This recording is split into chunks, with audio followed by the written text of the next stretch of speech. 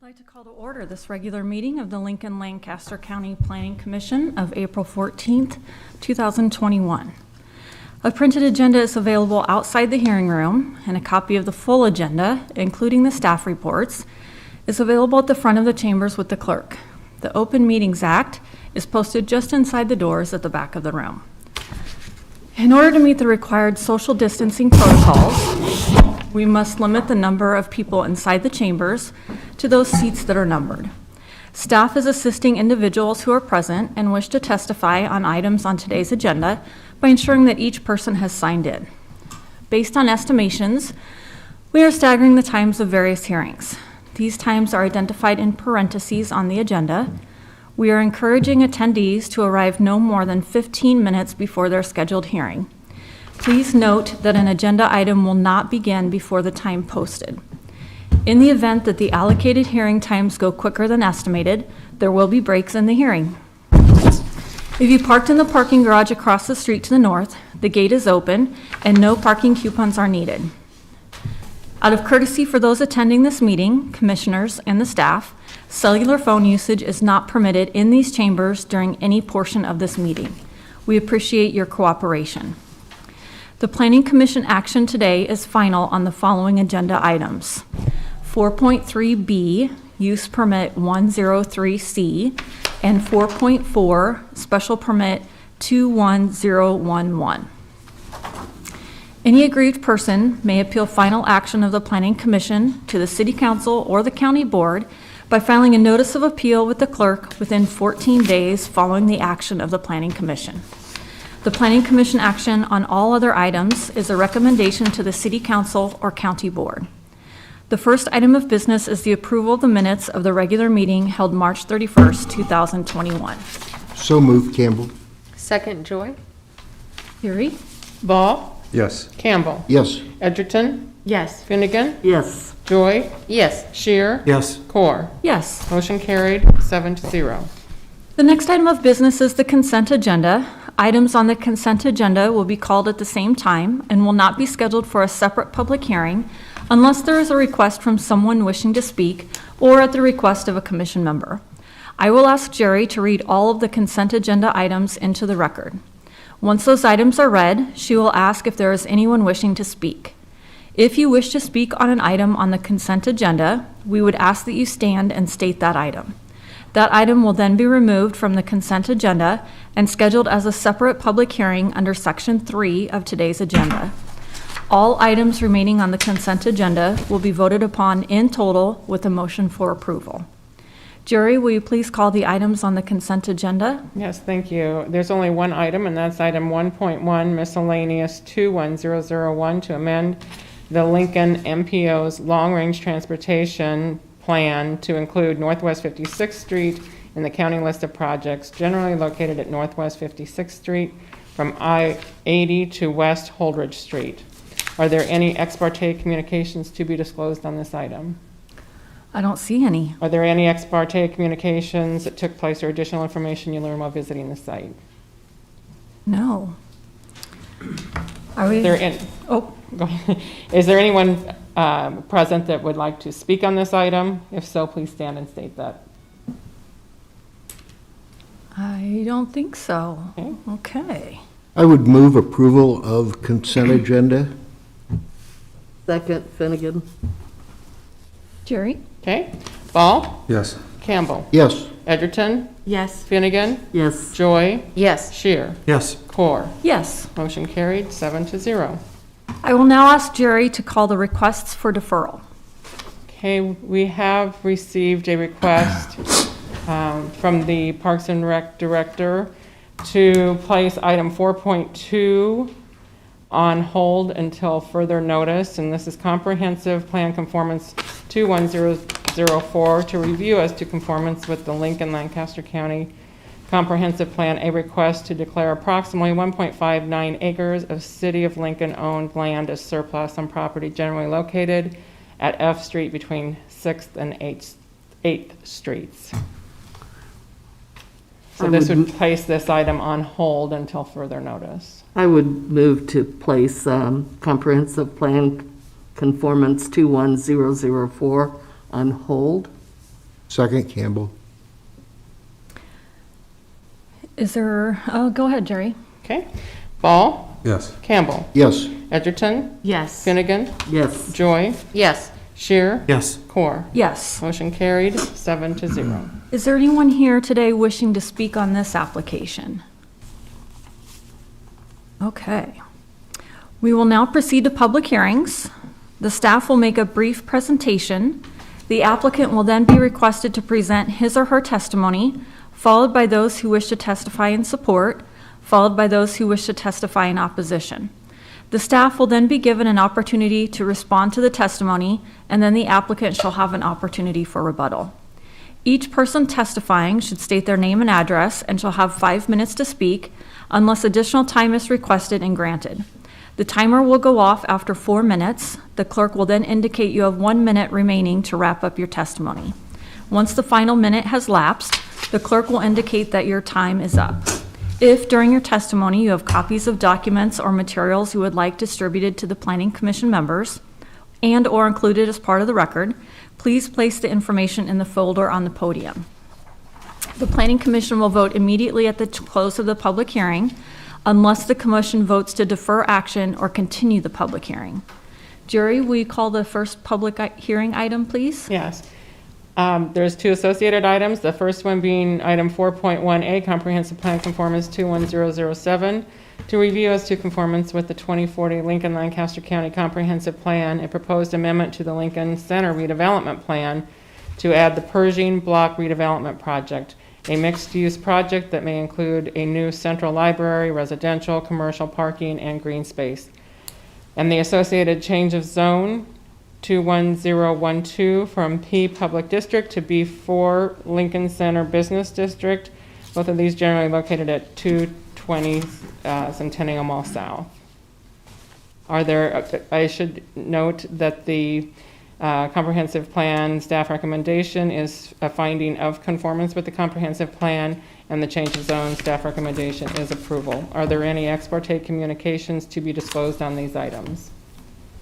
I don't see any. Are there any ex parte communications that took place or additional information you learned while visiting the site? No. Okay, Mr. Marvin. Good afternoon, Commissioners. I'm Dan Marvin. I'm with the Urban Development Department. And with me today is Pat Leach, who's Director of the Lincoln City Libraries, and Arun Agarwal, who is with White Lotus Group. Would take just a little additional time. We were going to do a pre-briefing, but we felt that for the public's benefit, it would be better to be able to do that at a formal Planning Commission meeting. So I'll take a few minutes, run through some slides for you, and then Pat would come up, and then Arun would follow, and then we'd open it up for public testimony. Great. So we're here on 2 items. One would be a zone change, and one is conformance with the comp plan, a plan amendment that involves the Pershing block. And first slide here are 3 different buildings. One is the current Pershing building. The second is the Pinnacle Bank Arena. And the third is kind of a conceptual idea of what we're talking about going towards on the Pershing block. The reason we have all 3 on this slide is that in 2008 there was a public vote, and the public vote said that the public should build the building, which is Pinnacle Bank Arena, and that we should accept that we've grown as a community and we should move on from the Pershing block to another facility which we have built. And so I think that the public at that vote was thinking, is it appropriate to build a public building? But they were also thinking about, keeping or not keeping the Pershing block as it is. We followed that in 2018 with the downtown master plan, and the City of Lincoln, the Downtown Lincoln Association, and the consultant team conducted a robust community engagement process to update the downtown master plan. And the plan was approved by this body, the Lincoln Lancaster County Planning Commission, on November of 2018, and then it was further approved by the Lincoln City Council in December of 2018. And the master plan is now absorbed into the comp plan, and really the vote before you is, does this plan amendment conform with what we have in our comp plan? We would argue that it is. Part of that master plan said that we should build a community that creates a livable area in the downtown, that it attracts a variety of different housing types. It should redevelop vacant properties, should build a 21st century library, enhance pedestrian connections, increase the availability of parking, and focus on catalyst sites like the Pershing Center and the Bennett Martin Public Library. So there are a number of catalyst sites were identified there, and I think this is just kind of give you a little bit of a progress report on what we plan on with the Pershing site, but to also talk a little bit about some of the other catalysts that we're working on too. So the first one on this was to redevelop the Pershing site, and the key funding sources on that were a public-private partnership to use tax increment financing, to do a citywide bond issue, perhaps to use other credits like new market tax credits. It's in an opportunity zone. I don't know that that was available in 2018, but I think opportunity zone financing would be available, and to provide housing in the downtown. Last year, we took through a entryway corridor for O Street, and we're working on that one, so we are addressing number 2. As projects occur on M Street and 11th Street, we're taking advantage of being able to build out both of those corridors in accordance with the downtown master plan. We've identified a music district corridor along 14th Street, and we are in active discussions on how we proceed in that direction. And the park in South Haymarket, Parks isn't here, but I know they are working diligently on both planning and fundraising to help develop a park, and I think we're a long way in that direction, and perhaps we'll have a ribbon cutting in the next couple of years. In the downtown master plan that was adopted, it does show this block, which has the numbers 2, 3, and 4, which identify mixed-use residential, ground floor retail, a civic use on the block, and parking associated along with access off of 16th Street. And that was a prescient prediction, because that, I think, basically I would argue is what's before you today. After we adopted the downtown master plan and working at the same time, we took this out and did a advertisement to try to attract people, developers, to make a proposal on this particular block. So we had a website that we launched in September of 2018, and sometime later, and obviously there were a variety of circumstances that came in, but on March 12th of 2020, we did a press release and we announced that we'd have received an offer, and ultimately we got 5 proposals that were taken through a review committee. All the proposals were reviewed, and then a recommendation was made to the mayor, and the mayor selected White Lotus Group on June 23rd of last year. We've been in negotiations with White Lotus Group on what the different size of the building masses would be, where the building lines would be. We've gone through Capital Environs to have conversations with them. We've had SHREP meetings, and we are, to this point, the culmination of all of that effort has been put together in the plan amendment that you have before you. So where are we today? Where we are today is we're asking for your approval of the plan amendment and the B4 zone change. And let me speak just a second on the B4 zone change. Some people may ask, is it unusual to have public buildings in a B4 zoned area? Shouldn't they be in a P district? Well, the interesting answer to that is Bennett Martin Library is currently in a B4 zoned area. It's not unusual to have buildings, and we don't have a lot line particularly drawn that we'd know exactly on the Pershing block where the P would be. Libraries are certainly fine with this being all in a B4 area, so we would ask that you'd approve this zone change as well. After this body has acted, then we would take this same before the city council for approval. We are working with a redevelopment agreement with White Lotus Group. We would expect that to be coming forward later this year. There's design work that has to be done. These are complex projects. There's a lot of work that needs to be done, and the design work by both White Lotus Group and the library needs to commence and get started this year. At some point, we would put the building up and expect it to be demolished. On the timeline that we're presently operating on, we believe that could happen this year. And at some point, when we have a redevelopment agreement, we've got design work, we've got a clean site, we would be able to take to the voters the vision for that block, and they would be able to weigh in and decide whether we've provided them the right information and approve moving forward with the library on that particular block. At that point, after the voters have spoken, just like we did with the Pinnacle Bank Arena, we would be able to move into the construction phase.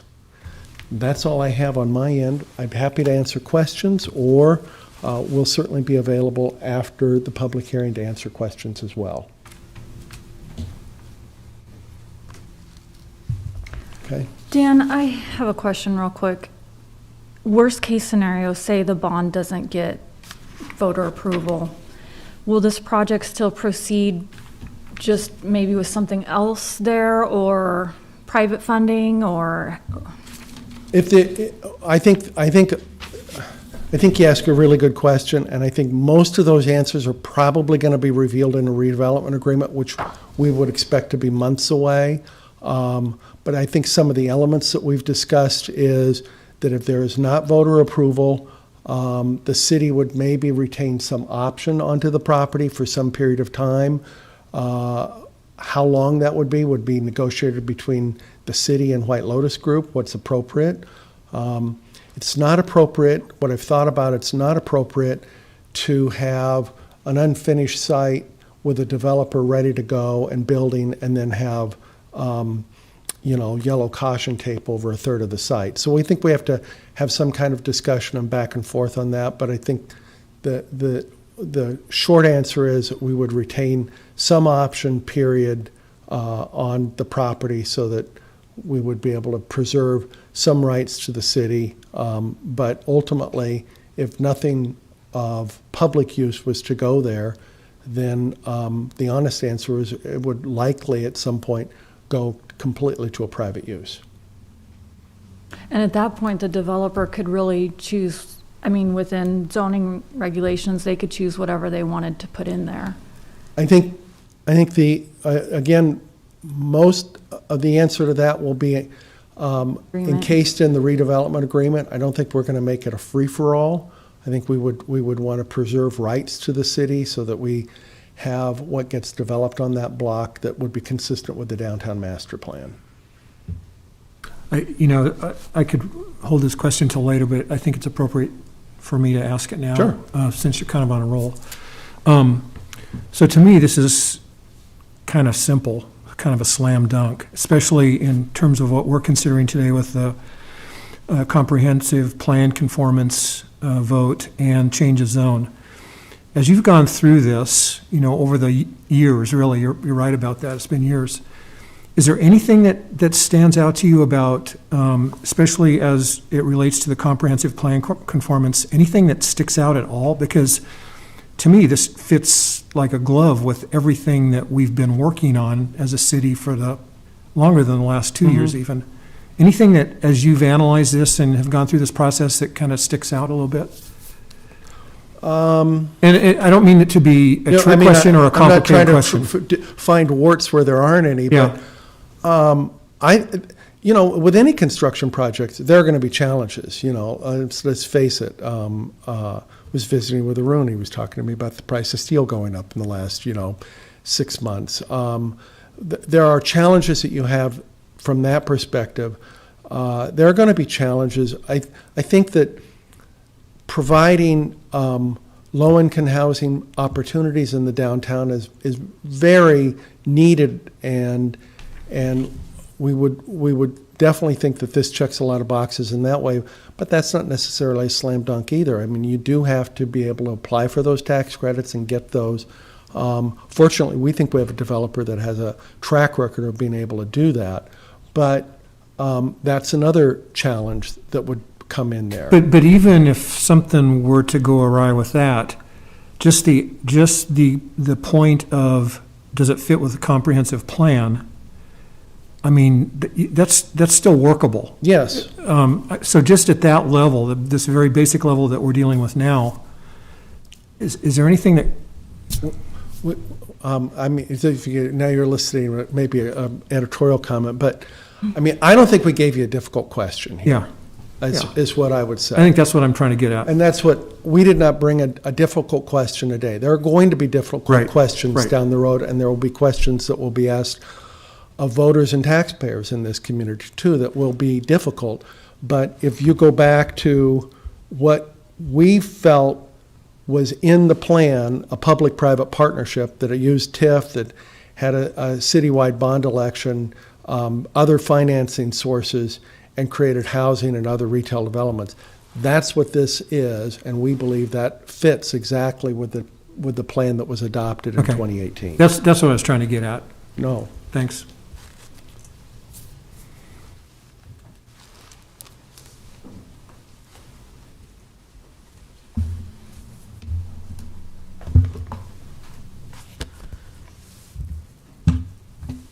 Hello, everyone. I'm Pat Leach. I'm the director of Lincoln City Libraries. It's my pleasure to be here today.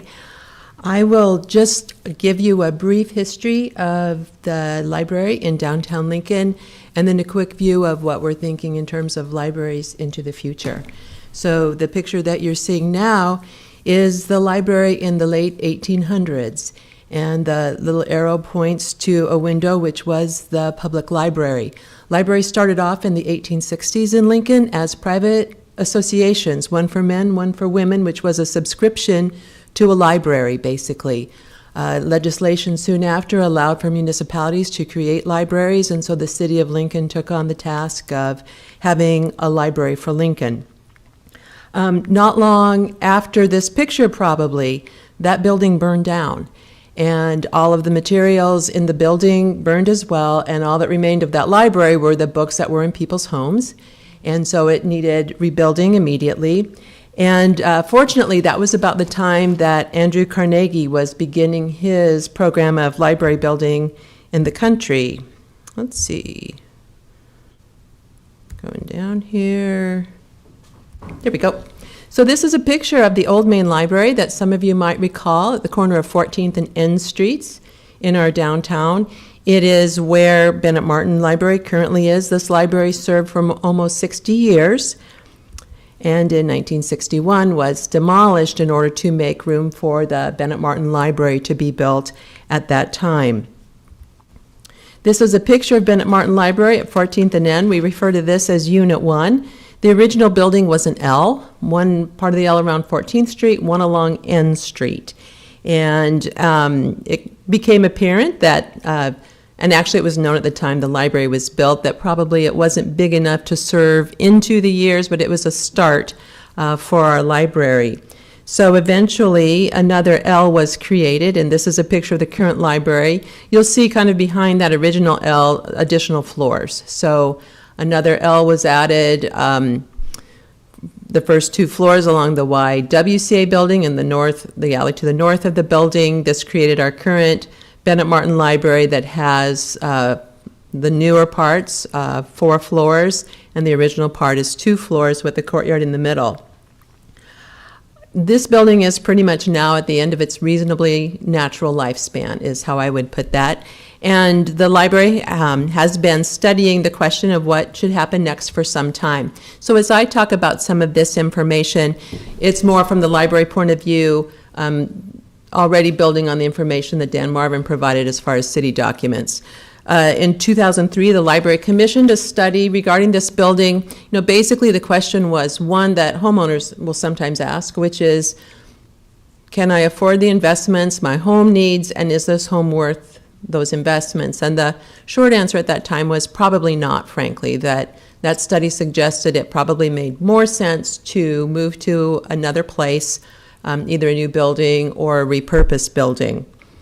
Then we commissioned and completed another study in about 2013. We called it the Vision and Concept Study, very broad brushstrokes. Public input as to what a library might need, what that might take, and then some basic evaluation of sites in downtown Lincoln from West Haymarket over to Union Plaza. And at that time, the Pershing site, which was, at that time the arena was just opening, the Pershing site came forward as the one that was most appropriate. Then a few years after that, in 2017, 2018, we completed a building program, the purpose of which is, again, to get public input, more specifically about what services would be appropriate, more information about what kind of space that would require, gave us a little bit more information for better planning, I would say, closer estimates. I would note that in terms of that information, the suggestion in the building program was a building of just over 100,000 square feet. We have since reviewed and revised the information, so we're looking at potentially a new library of 90,000 square feet. We are in the current the current capital improvement program as a $50 million project with $5 million shown as other funding. I would note that the library is now in the process of bringing on a designer for the building to do schematic design, and that will allow us to have a much better ability to create estimates of actual costs. So I want you to be aware that we're in the process of honing those numbers. We are excited about this Pershing redevelopment process because we see the mixed use on this site as appropriate in many ways in terms of the library's connections to the community. So it makes sense in that way. It makes sense in terms of taking advantage of synergies of people visiting more than one place and having more than one reason to be on the block and really activating that block. We often get questions about what will be in a new central library that we wouldn't see in Bennett Martin Library. So I just want to quickly go through a few of those ideas. Here are a couple pictures of meeting room spaces. So on the left is the large meeting room space in the Wichita, Kansas library, which recently opened. The things I would point out here are the technology available and the adaptability of the room. When we visited on this day, they had just trained over 100 census takers. Similarly, then, that study room that's from the Lawrence, Kansas Public Library is typical for what libraries are doing now, which is creating some conference rooms for much smaller groups. Again, equipped with technology. What they find is startup businesses, entrepreneurs, people who work from home sometimes need an acceptable public place in which to meet people, and a room like this works for that as well as for study. Also at the Lawrence Public Library, this is a picture of their teen space when we visited after school, full of students, full of after-school activity being the key word there, so the ability to create a space such as that. Also, really great spaces for children and families. We take pretty seriously our responsibility to the schools in our neighborhood. And what I would say is notable about this space is, on the one hand, the furnishings scream fun, but it's also, again, an adaptable space that's intended for families to enjoy together and to be in the library setting.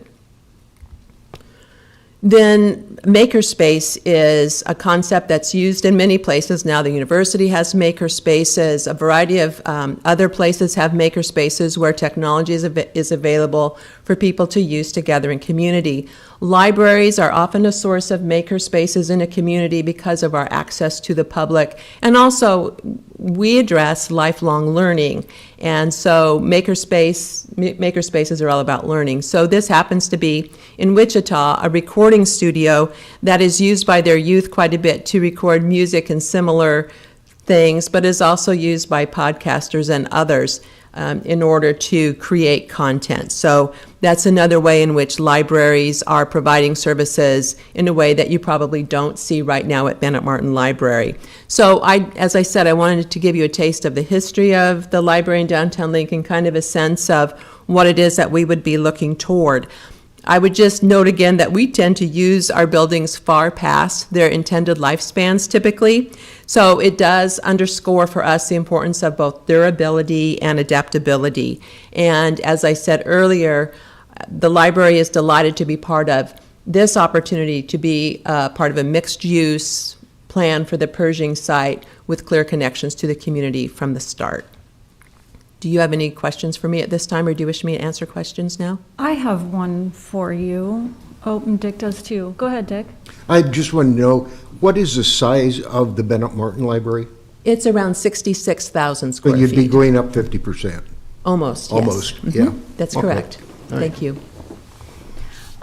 That auditorium area, what other kind, I mean, you mentioned like census training. Would it be just for civic groups, or would it be for, private business could use too if they needed, to put on a seminar or something? In our current policy, it's typically used for civic groups, but most libraries are broadening their scope for who uses a community room such as that. So as we were looking at various libraries, it's not unusual for spaces such as that to be made available to business in particular ways. So that would be one use. Libraries often do a lot of programming, and so that becomes a library programming space as well. So that would be a typical use. It could also be the kind of space where if they're, for instance, city departments who are doing open houses or presentations, a library is often a good site for that kind of presentation as well. So it's a very broad group of people who would use a space such as that, and typically a space of that size is also dividable, so it would be appropriate for smaller things like neighborhood associations and that kind of a group as well. I assume that civic groups or like city use would get first dibs kind of on the room. If it is like a business use, would you charge for something like that, or would that still be considered, I'll be honest with you in saying that that will be a new use for us, and so we have not set those policies up at this time. My understanding from what other libraries do is that typically there is a charge if it's a non-civic use, and so that would be what I would expect. Sure. Great, thanks. Oh, Dick. I know you're not into design yet at this point, but do you anticipate having your structural component be able to support additional floors in the future? Our understanding of the Pershing site is being within the Capital Environs District, it can only go up to 57 feet. So Okay. we would plan on going up that high, but our understanding is we would not be able to go higher. Got it. Thank you for asking. Dennis. Pat, this isn't a design question, it's more of a philosophical question about how you view this building.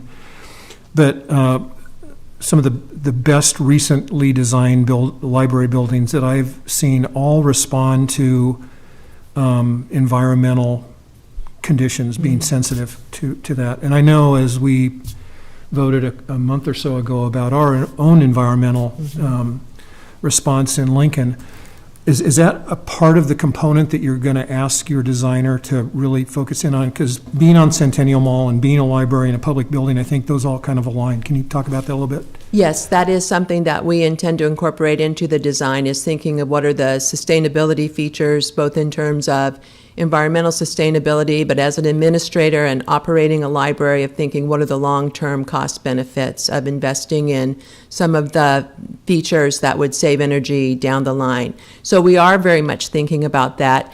And as we reflect on libraries that we've seen in other places, often they become sort of a display building almost to demonstrate some of those features. Examples being green roofs that are also public areas that are very popular in libraries. Austin, Texas, of course, it's in Texas, a different climate, but remarkable reuse of water on site and use of photovoltaic energy systems that also provide a beautiful canopy on a rooftop garden. So some of those things are hidden, appreciated maybe by someone like myself and taxpayers who pay the bills, but others that then become spaces, community spaces. We see the Pershing site, now I'm kind of getting into the part about, I didn't intend to go into this aspect so much, but I think the Pershing site offers some remarkable opportunities as far as creating public spaces that enjoy, say, views of the Capitol and of Centennial Mall that would attract a variety of people to that site and really make the most of what Centennial Mall offers. Thanks. Okay, we're ready for the next part. Okay, thank you.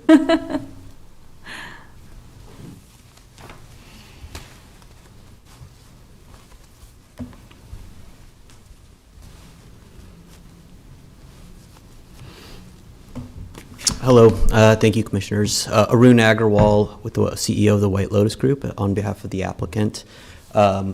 First, I appreciate this being able to present in front of everybody, and certainly privileged to be working on this Pershing redevelopment. I think I just want to address a couple of things. One, Mr. Chair, you brought up a question about what was the downfall, and a lot of questions that I've been asked over the last 9 months, 12 months on part of our application is what is the downfall, or what are we missing here? And we spent several months talking to Lincoln, talking to the city, talking to stakeholders, community members, and the reality is all of the answers that we had heard on what we wanted the Pershing redevelopment to kind of be is a culmination of what proposal you have in front of us. So I think Dan was being a little bit generous. This is not a, this is a pretty tight site in the sense that there are limitations, the 30-foot minimum, 57-foot height restriction. We want to make sure that we're honoring the views to the Capitol building and certainly being proud of our Capitol and being in Lincoln. And I believe that our site and our design team has spent an enormous amount of time making sure that we are paying homage to that. So, and we're lucky that in how many different aspects of goals that a city or a community might have, we're very proud of the project that we presented because this is checking a lot of the boxes, or at least an attempt to check as many boxes as we possibly can, and still making it sustainable and viable. And not only sustainable from an energy use, but sustainable from a utilization standpoint, who has need, who has access. And I'm really happy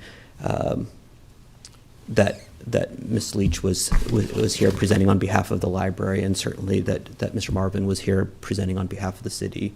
And as alluded to on the agenda, it's in conformance with what master plan was presented. Mrs. Corr, you had asked a question about what would happen if the bond vote, and certainly a real question and one that we've needed to consider. And I can tell you just from the onset of being awarded this opportunity to work on this project, we have been approached by government entities, healthcare entities, educational entities, and of course corporate entities. So I'm very confident that given the prominence of Centennial Mall, the redevelopment of that mall, and improvements that downtown and the revitalization that frankly the renaissance that downtown Lincoln's experienced over the last 10 plus years, that alternates, albeit we hope that the library would be considered. We think that's a phenomenal use for that site in particular. But I'm pretty confident, and we are pretty confident that there are alternates out there if there was a catastrophic event in which that wouldn't pass for whatever reason. One other aspect about the project towards that is I appreciate we were working with HDR on the redevelopment of that site and thinking about the phasing. And as Dan had shown an image, we've really put this into a phase 1, phase 2 kind of scenario. So that gives us a little bit of flexibility and optionality back. And one of those things that we've also included is that green space that you just don't get in a downtown. In the for-profit entity of development, density is our friend, and we are generally rewarded to encourage much more density, but with the limitations that we have, and still being able to afford some green park space in which a public library may interface with residents, which may interface with coffee shop and other alternate uses. I'm excited to showcase ultimately, or bring that vision to a reality, and let the citizens of Lincoln experience it. So I'm here to offer any questions or responses to questions if any commission member may have some. I know that this is kind of looking down the road a little bit, and I know that part of the comprehensive plan is we want to make sure that we're including, the affordable housing and the workforce housing, which that's talked about. Will some of that housing, though, be accessible?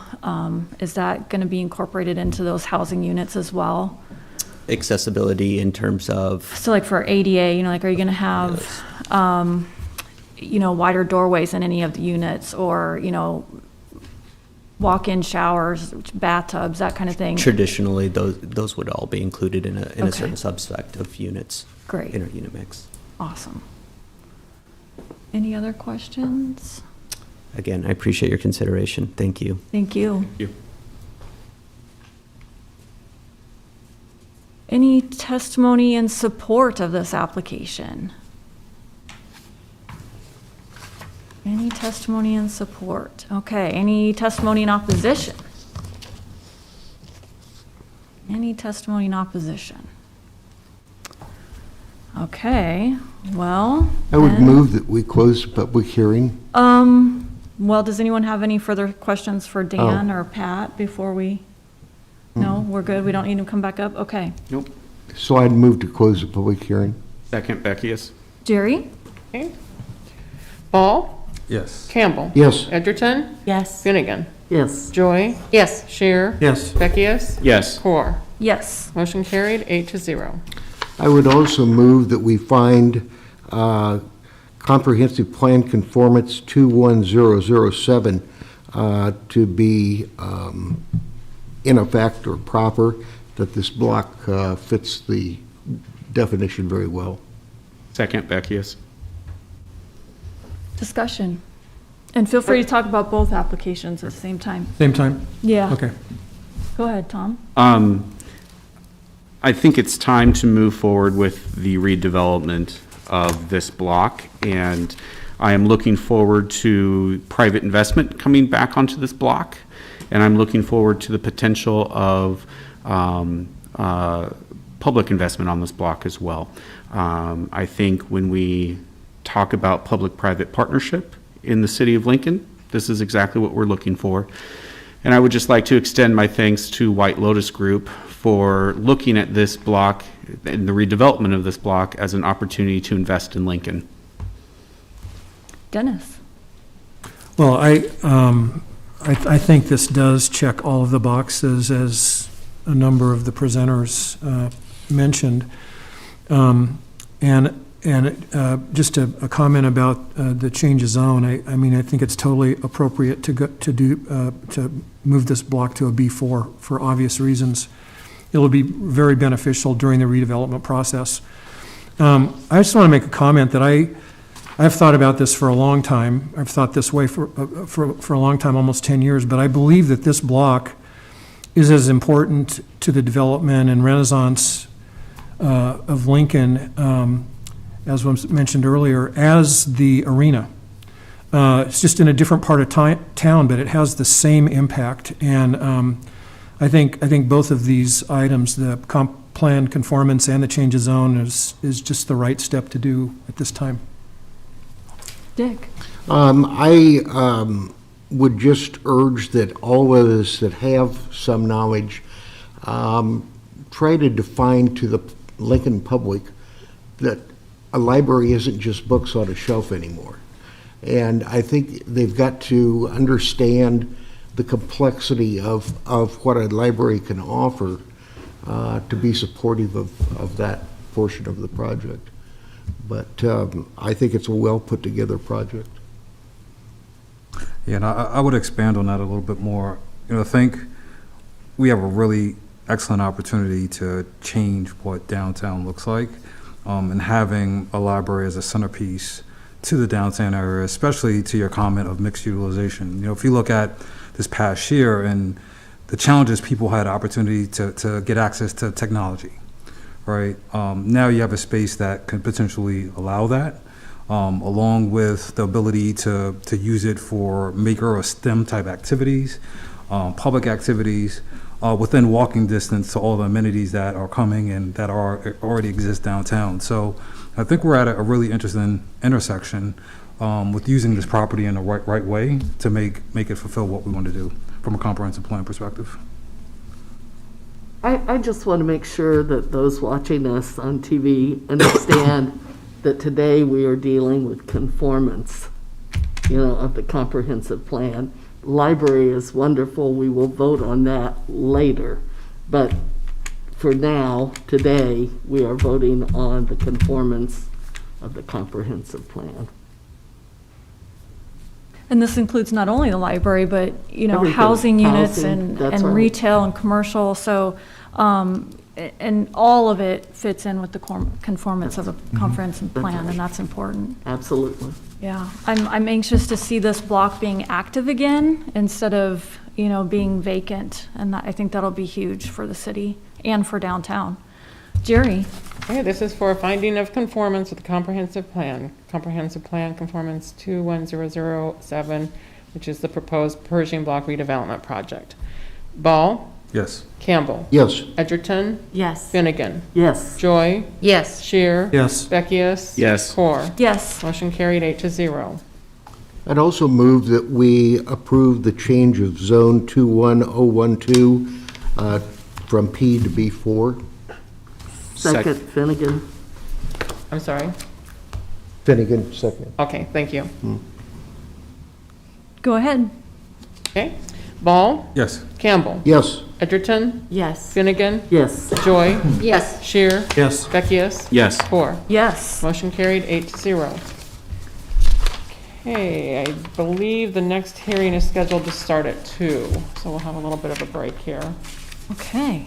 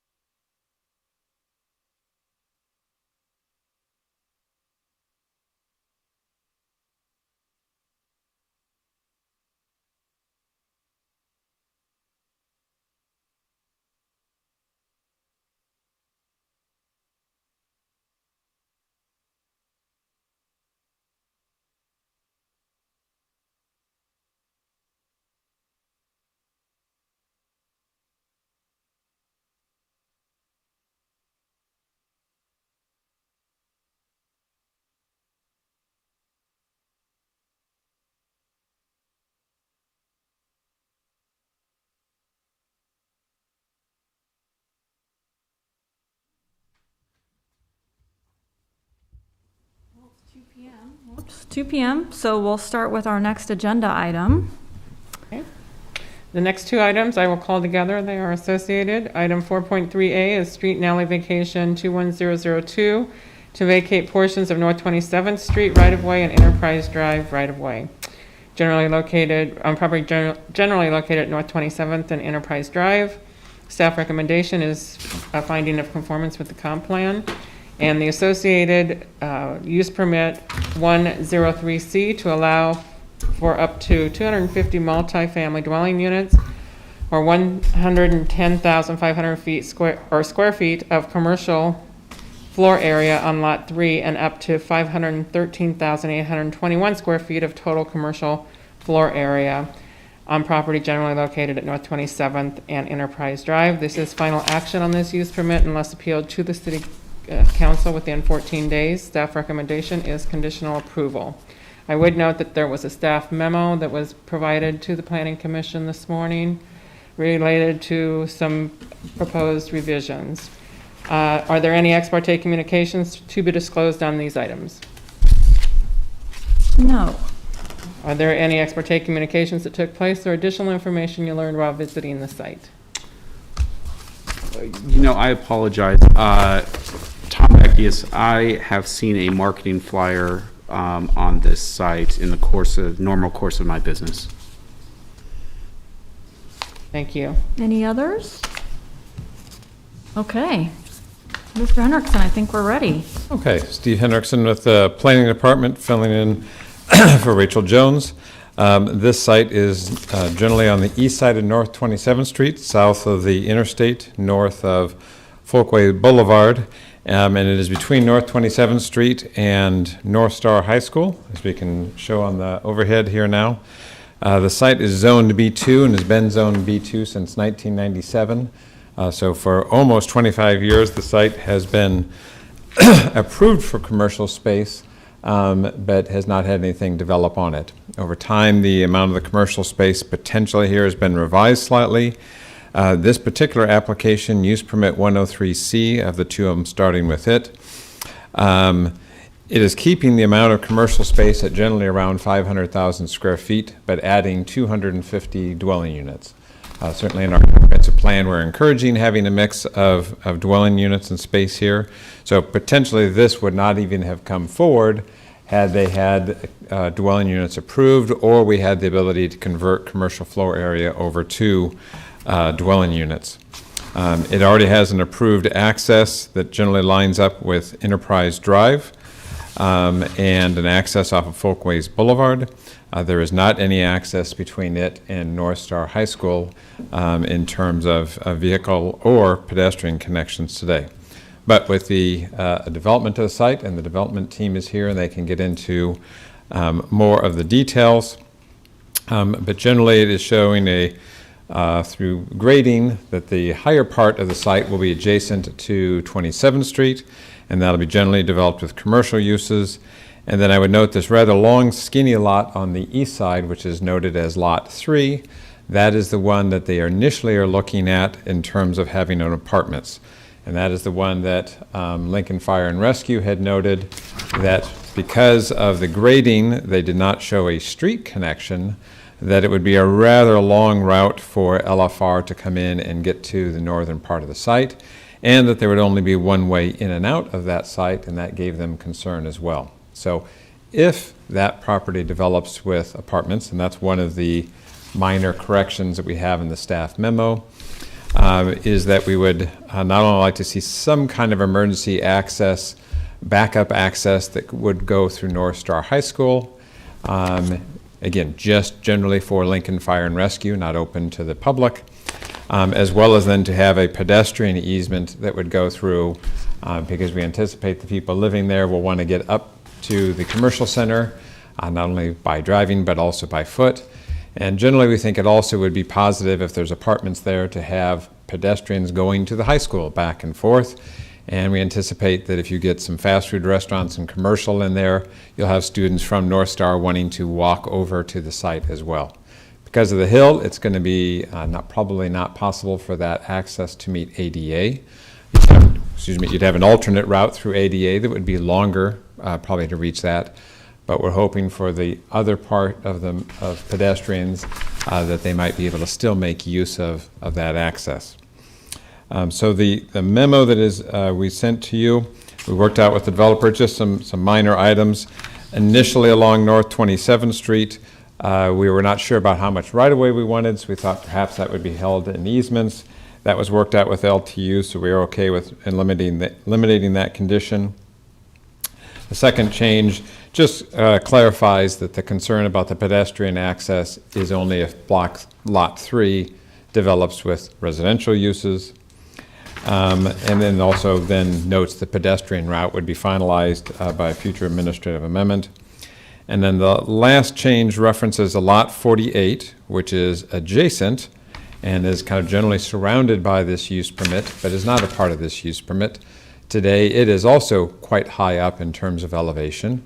It'll get a little closer in terms of elevation with this project. But we would like the ability that if that ever came back through the process and wanted to be lowered to meet the elevation of the rest of the development, that there would then be an access easement provided. And the developer has agreed to do that as long as the cost of that access easement would be borne by the property that would be utilizing it. So we think that will help with the development of that lot that is not part of this use permit.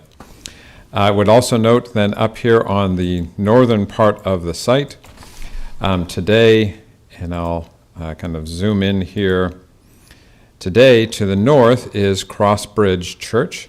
They have a commercial development here that allows their outlots to be used by the church or potentially sold for light commercial uses. And today they have a right-in, right-out access that was approved decades ago, but their access for a median opening to allow people to turn more easily south is through a long driveway that is in the right-of-way today. And I'm just flipping back here. The lot lines aren't going to show up very well. So that driveway is in the right-of-way, which we're actually working with the developer to vacate the driveway, the right-of-way in that driveway, because it's much wider than we need. And instead, they will provide an access through their development so that the church can still get to that median opening. That would have a public access easement on it, and the church would not have to maintain it the same way the church does not have to maintain this driveway today. But we're definitely in favor of vacating this right-of-way, because otherwise the city would end up having to continue to maintain this driveway, which is in the right-of-way, and instead it would now go through development. And there was a right-of-way stub here for Enterprise Drive. Typically, we used to do that a lot in the past, and LTU no longer wants to have that little bit of a stub that is solely going to be a part of the access to this commercial development. If it stays a right-of-way stub public, the city has to maintain it. And so the developers agreed to make that a part of their project. So that is a quick overview. Be happy to answer any questions. Otherwise, I'll turn it over to the developer. Thank you. Okay.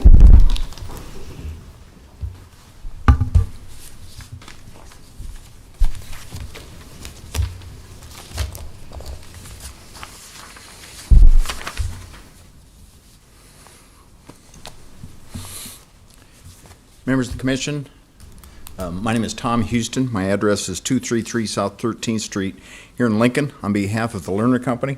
With me today is Jay Lerner from the Lerner Company. He wants to share a few thoughts with you before we start. Thank you, Tom. Hello, everybody. Good afternoon. I just wanted to introduce myself and say hello so you could put a face with the name of what's going on up there. I know Tom is here a lot for a lot of different people, so I appreciate the opportunity to be here. I'll just take a brief moment. FYI, in 2003, we opened Lincoln Crossing on 27th and Superior, and that was 27 years ago. I'm sure you're familiar with it. That's where Walmart, Sam's, Hy-Vee.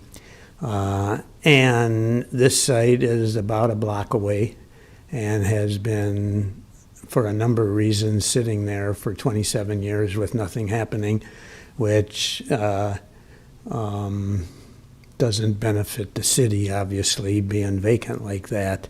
FYI, we learned that Lincoln Crossing, with the number of customer traffic, pedestrian traffic, was the highest volume shopping center in the state of Nebraska last year.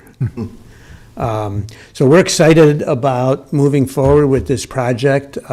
One of the really difficulties in the past, and a lot of it's been under contract, is that there's a 60-foot elevation drop from 27th Street to the high school. And so what we have done actually is kind of a two-level project with the retail in the front and then the other uses in the back. So I'd like to thank the planning staff, Steve and Rachel, who we've worked with. I believe that we have a good relationship, and looking forward to making this project come to fruition, which I am thinking will be mutually beneficial. So thank you, I appreciate it. Thank you. Also here today is Brad Marshall from Olson, if you have any questions of the civil engineer. And I thought it was important for you to hear a little bit about the history and the Lerner Company's effort on North 27th Street, because this site in particular has sat idle for 20 plus years. And it's hard to think of the growth of the city over the last 20 plus years that we've had an approved 700,000 square foot commercial center that hasn't developed. I mean, that's kind of phenomenal in my opinion. And it's because of the grade challenges that were present at this site. If you drive on up on North 27th Street today, you know exactly what site we're talking about, because it sticks out like a sore thumb based upon the other development surrounding it. Well, Jay Lerner and the Lerner Company came up with a very creative plan to really bifurcate the site and separate the east use from the west use. And I think that, combined with the grading plan, allows this project to move forward and allows development to move forward. We spent several months, probably 6 months, working with LPS, Lincoln Public Schools, and North Star High School in particular on the grading plan, and actually we traded some easements to allow that grading to occur to achieve the best grade possible for their site and the development of this site. And I think that has really helped create the opportunity for the bifurcated development plan that's really in front of you. I guess the other thing that I would mention is that the west portion, as indicated, would continue to be developed as commercial, and that there will be approximately, I suppose, at 300 to 350,000 square feet or more. It depends. I mean, there's 513,000 square feet that is permitted. The east portion, I think we wanted to create the opportunity for either multifamily development or commercial development, and I think that's what really the permit in front of you will do today. The other item on your agenda really relates to the street and alley vacation, and I think we have a good cooperation with the city, and there's one request that I do make of you. I know it's not your issue. I know it's not the issue of the Planning Commission on the compensation that is paid, but the permit condition, or the condition of approval of the use permit, obligates us to restore the access to the Crossbridge Church. And we agreed with the city that in exchange for that, we shouldn't have to pay for the right-of-way, and I would like you to include that in your recommendation to the city council. That's a city council issue, it's not your issue, but I think it's helpful if you understand, or if the city council understands that issue is also in front of the Planning Commission as a land use item, because it is a cooperative effort. The right-of-way is access from the city's perspective, and it's not needed for any future infrastructure or other use. So I think it's a good cooperative effort on that point. With that, we did work closely with the planning staff over the last few days and worked out the conditions of approval, and you have that in the memorandum. We're in fully support of those conditions, and we're leaving some questions unanswered, but there's development questions unanswered too. So if that eastern portion develops as multifamily, we know we have a couple other tasks to accomplish, but if it does develop as commercial, which I think is unlikely, those conditions would not apply. So with that, I'd be happy to answer any questions that you may have.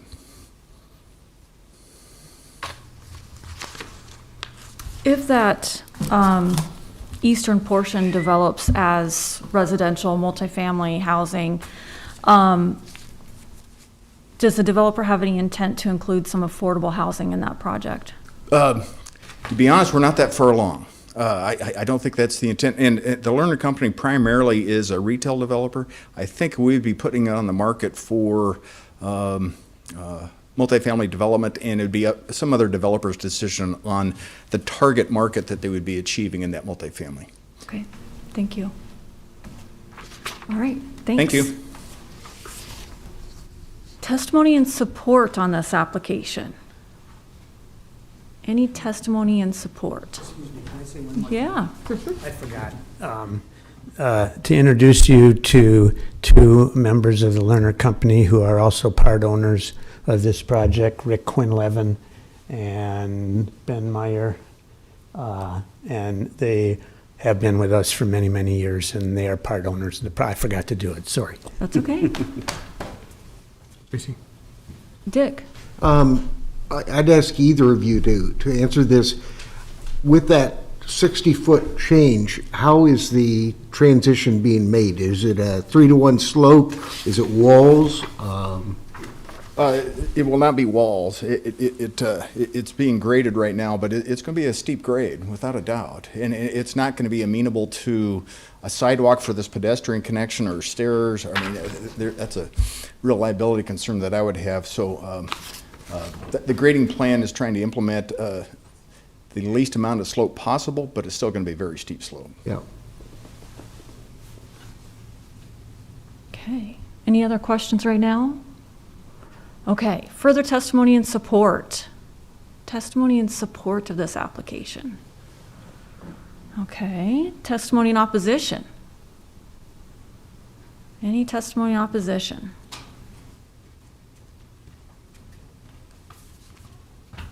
Morning. Hi. My name's Vern Schulte, and I'm here on behalf of Crossbridge Christian Church, 2800 Crossbridge Place. Has been mentioned, this might not be the right time for me to stand up because we're really not in opposition to the vacation, as long as they follow the comprehensive plan that was set up for the area. We're totally amenable to the access that we are being granted, and we appreciate it that the developers are taking those steps. One thing that I did want to talk about, though, there's actually a couple things. I had the opportunity to talk to Brad, Marshall, and to Rachel this week as we're getting further along in this process. And as we're getting into the springtime, slope has been mentioned a lot so far by both the developers and others. And we have some concerns, we believe. In looking at the plan, it looks like the drainage swale on the east part of the development is going to drain to the north, and the drainage swale from the north side of the development is going to drain to the east. Now, just for some history of our church, when our church was built 20 years ago, the slope was probably as big a deal as it is now. When this waterway was created, and the waterway was actually diverted, I want to say 5, 6, 7 years ago. It went from a standing water to a moving water. And again, I'm not the engineer who's going to understand how or why that all happened. But when it went to moving water, the church has seen what I'm going to call a significant rain event. Right? When we have 1 or 2 of those a year, we will get water backed up into our backyard, and not just the watershed area, but the actual manicured grass, the actual part that we would mow. We would get it backed up somewhere up to 40 feet into our backyard. So our concern is that now that we're going to have buildup up above us, and all of the drainage going to essentially our southeast corner of our property, we are just concerned with what mitigation efforts are going to be put into place that, just from, I guess in layman's terms, we're trying to figure out how the water that would normally go from our land to Salt Creek isn't going to be slowed by the water coming from the buildup that is going to drain to that corner. So that's one concern that we have, and we just wanted to voice that on the record. And the other concern we have, again with the slope, is there is a fairly substantial retaining wall on the south side of our property, north side of the development. Again, in speaking with Brad, he mentioned there's a 20-foot sewer setback, but once I received the plans and I looked, it appears to me anyway, and again from a layman, it looks like there's a 0-foot physical setback. So our concern is the tonnage of equipment that is going to be rolling next to that retaining wall, in addition to the buildup of the concrete, asphalt, buildings, et cetera, and the stress that it's going to put, again, on the underlying soil just like I'm not a hydrologic engineer, I'm also not a soil engineer. But we do have concerns as a congregation and as a landlord. We have a daycare that is co-located with us. So we're just wanting to watch out for the safety of both our congregation as well as our tenant and their clients as well. So those would be the only two concerns that I would have, and I would welcome any feedback from the engineers on that. And I'm open for any questions. We can definitely ask them and have some of those addressed here in a little bit. Good. Thank you. Thank you. Thank you. Any testimony in opposition? Okay. Staff questions. Okay, applicant.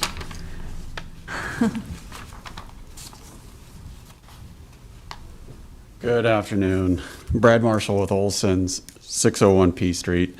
I'm going to take a second here to address the drainage questions in the proximity of the Crossbridge Church. So I was able to talk to Vern yesterday and listen to his concerns and kind of walk him and update him with kind of where we were. Two things. One is, and just to give everybody a good idea of, so the right-of-way vacation and the drive that they utilize to get back down to Enterprise today, I've drawn kind of in red here. That will be the alternate path. And it goes through and it starts back easterly of 27 so that it doesn't interfere with stacking of vehicles coming that will be utilizing that intersection, and so that it meets our traffic requirements. And so then it does come up along the 27th Street right away and connect to where it does currently today. So that's the first part. That's how Crossbridge will work that. And I assured Vern that there will be probably a time period that it's closed while construction is all going on, but we'll communicate how that's all happening. The second thing is the drainage. Hey, Brad, before you go on to the drainage, so is there access to 27th Street gonna still be open until you're done construction on this part? Or when will that close? Does that, I guess for the left-hand turners? Sure, yep. So there probably will be some time, as I communicated to him, that there will probably be a full closure as drives are getting constructed, paving and all that, utilities in those particular areas. So there will probably be hopefully a short amount of time. Time when you're under construction, time is of the essence to try to get it all complete. And this area, these 3 lots, are the first phase of the development. And so those are the first 3 lots that will be platted, and construction will commence on those 3 lots first. Now, it looks to me like it's going to be more parking lot next to where he was talking about that retaining wall. There's no buildings up against there. So you're going to zoom in here. Sorry, Pat's is down, so I can't see it, besides right here. Okay, so I would say the layouts for those 3 particular lots are have been coordinated with buyers, so they're pretty close. And when they buy it, they can make changes as they fit within accordance of the use permit, of course. But what I was describing was there is a 0 foot setback along the north property line, but we are capturing, getting into the drainage part, we are capturing the drainage coming off the driveway that connects to Crossbridge, so none of that drainage that is going north will be captured and actually sent along that north property line. So there will be pipes that will be installed, and then there will be easements over those pipes, so it will create a natural setback. So the buildings couldn't be right on top of that property line. So those buildings and parking lots and so forth will have to be set back a little ways. And that's what we show on our site plan here. we're very cognizant of the retaining wall that is along the north side of this subject property, of what that will look like. We'll have to do some investigative work. Our geotechnical engineers will be involved on that to make sure that we don't compromise during construction, particularly of that retaining wall and what that looks like. So I can assure that we will take very close consideration of what will happen there.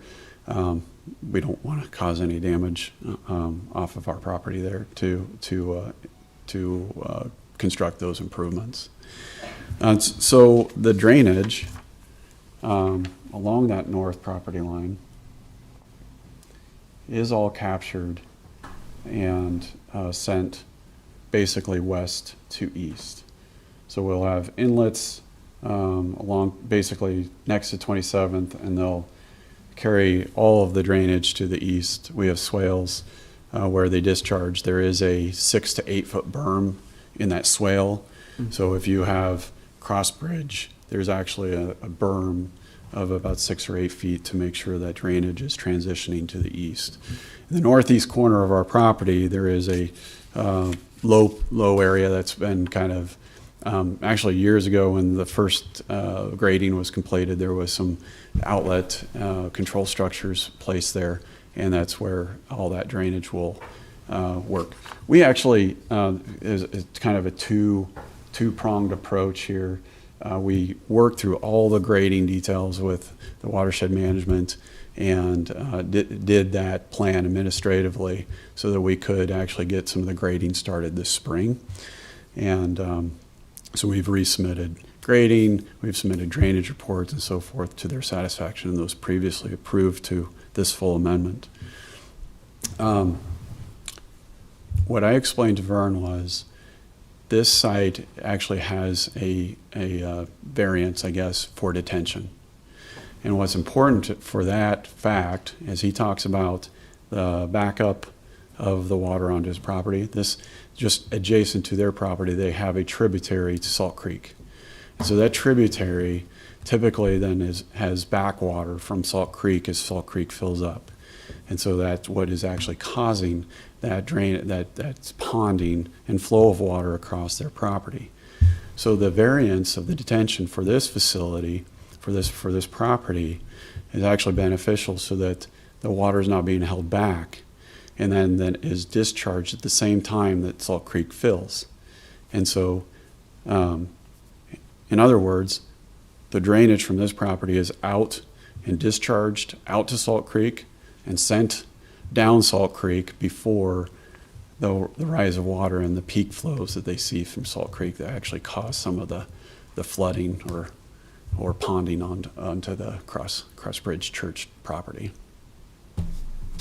And so that's kind of why he saw like a different change in flow from, over the years that they've been there. Well, that as the property exists today, I mean, there's really, it's sat kind of dormant for 20 years. So the changes, I'm not particularly sure why he's seen a change over that period of time, but I would say that nothing has changed here for some time. The changes are coming, and hopefully we follow that guidance for the city originally as approved, that we maintain that and handle the drainage correctly here. Go ahead, Dick.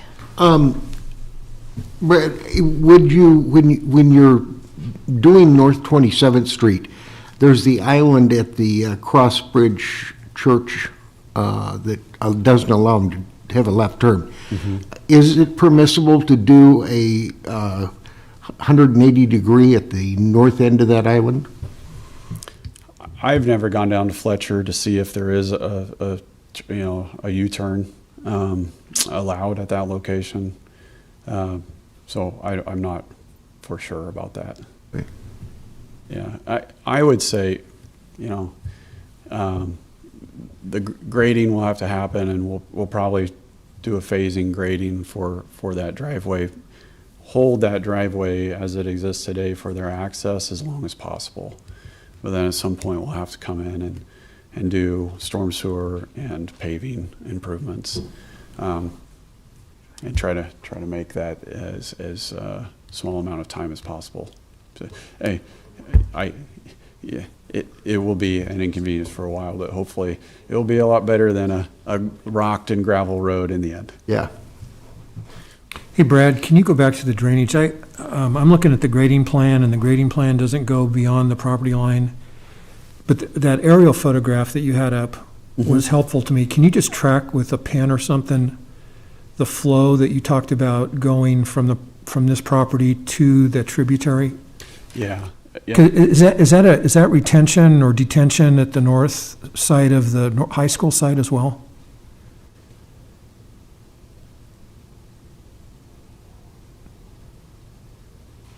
So what was described was all of the drainage basically is collected either on the north end Right. and head east, or it collects on the east side of the property and heads north. So it all collects in the northeast corner. Right. And there is a fairly substantial outlot created as part of this development to discharge that water into. And then from there, it does go east or north into that tributary. Okay, so it just moves across the surface at that point, either Yes. into, okay, I got you, Yep. I got you. Yes. Okay. I couldn't pick that up on the grading plan. Cuts off. Any other questions for the applicant? Thank you, Brad, for coming up and explaining. Okay. So, Anyone want do to? move to close public hearing, Beckius? Second, Joy. Jerry? Okay, that was Joy and, okay, Ball, Yes. Campbell. Yes.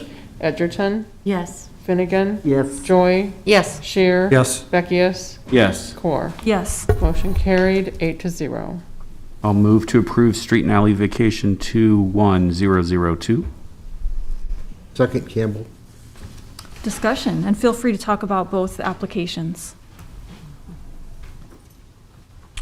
The street and alley vacation seems to be appropriate and a fair compromise here in order to move this development forward. The use permit allowing for the multifamily dwelling units in addition to the commercial space, I think will actually be a nice addition to the area, especially given that it's also adjacent to a public high school as well. So I think it's a thoughtfully well laid out plan. And I'm looking forward to it coming to fruition. I'll leave it at that. Dick? I also would applaud the developer and Olson's for figuring out how to handle that significant variation in slope and height.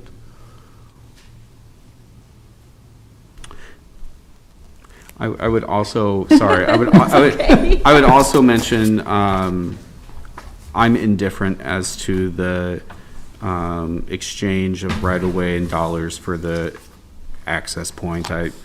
As long as these folks have made a determination as to what works for them, I'm fine with that. I appreciate the work that's gone into this. I understand now why it sat vacant for so long with this change in grade.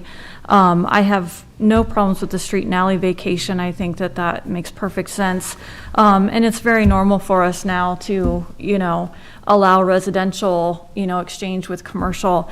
I just encourage, whenever that comes to fruition for development, if it does go to residential, that we make sure and think about including affordable housing in there. That'll be very important, since it is close to a high school, to have something like that close to that public school.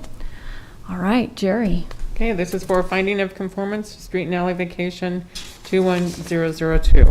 Ball, Yes. Campbell. Yes. Edgerton, Yes. Finnegan, Yes. Joy, Yes. Shear. Yes. Beckius. Yes. Core. Yes. Motion carried, 8-0. I would move approval of use permit 103C, and with them putting in the access to the Crossbridge Church, and also taking the vacation of the city right away.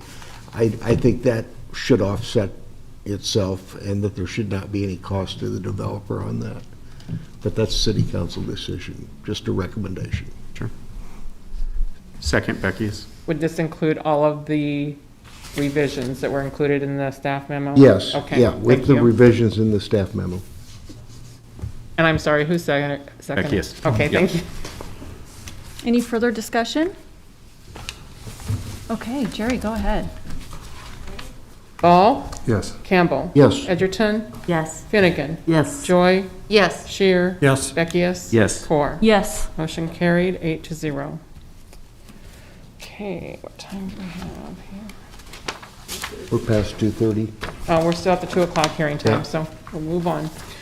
Item 4.4 is special permit 21011 to allow for a 17-lot community unit plan with waivers to setbacks, minimum lot area, sanitary sewer, flow opposite street grade, street center line radius, tangent length between curves, tangent length at intersection depth of sanitary sewer, hammerhead turnaround located at a front yard setback, and the design standards for a private roadway on property generally located at 6500 South 56th Street. This is final action on this item unless appealed to the City Council within 14 days, and staff recommendation is conditional approval. I would also note that there is a staff memo that was provided today regarding some revisions to the conditions of approval. Are there any ex parte communications to be disclosed on this item? I don't, oh, okay. Chair is going to abstain from voting on this. I don't see any ex parte communications. Are there any ex parte communications that took place or additional information that you learned while visiting the site? Okay. Mr. Henriksen.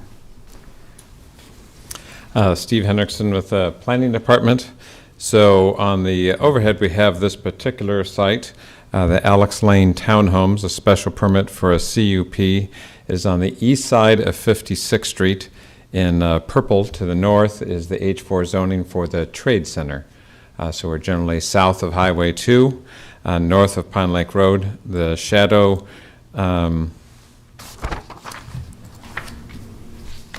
Joshua's Glen. Got my townhome projects mixed up. Joshua's Glen townhome project is immediately to the south of this, and 2 streets in that townhome development were stubbed into this lot. The particular lot itself is about 218 feet north and south, so it is a long, narrow property. It is already zoned R3. The CUP falls within that within that density, and the townhomes that are proposed fit in very nicely with the townhomes to the south. Just to the north of this project is land that was already approved in a CUP for development, so it will have a street coming in off of 56th Street, bending and actually connecting it to the east side of this. So this Miller Drive over here on the east actually bends and comes around over to 56th Street. So this skinny little project not only had to meet what was approved and built to the south, but also what was approved to the north. And because it is a rather narrow site, if they did the typical 60-foot of outlot for a private roadway or a public street, and what we're showing you here is this is 56th Street over on the right. The proposal, which includes Alex Lane, it has 12 units on the north side of the street and 5 units on the south side. If we did a typical private roadway in between the lots, there wouldn't be any space left on the south side for any dwelling units, as you can see over here with Outlot B, which is for detention. So it would actually end up probably putting a street behind the existing houses. So what we worked with the applicant is to actually, first we thought this would be good as a driveway, basically. A driveway that would serve units on either side and would allow them to get 5 more units onto this property. And in general, by having more units on the site, It helps with the overall cost per unit. Can't necessarily say this makes it an affordable housing project, but it makes it certainly each unit, the cost per unit is less. But then in talking, once that was submitted, Lincoln Fire and Rescue looked at it and said, you know, we think it'd just be much more clear for our mapping, for everybody trying to find this site, if this was actually called Alex Lane or whatever the name ends up being for that street, and it was a private roadway. Well, if it meets the private roadway standards, you can't get that to fit, you'd lose the 5 units on the site. So thus, we're taking kind of the unusual step because we are sandwiched in between 2 CUPs and only have 218 feet to work with, of actually waiving a lot of those private roadway standards. It'll be basically still be built as it is shown here, but it will be now labeled as a private roadway, have the blue sign. It'll make it easier for addressing and for Lincoln Fire and Rescue to make sure they know exactly where these units are. With that recommendation, with that change, we now have agreement with the developer. The memo that was passed out revised the staff report. On the front page, it just corrects some, we were citing some design standards and accidentally got some numbers adjusted in there, so we're correcting the design standards that are being waived. And then also added one condition that the engineer for the developer to the north requested is that there be a small swale put in along the north property line so that the water going from this site to the north would instead go along the swale and off to the east rather than going onto their property. The developer and their engineer agreed to that change. So condition 1.9 says revise the grading and drainage plan to show a swale on the north 10 feet of the property so that it would then drain into the future culverts to the east.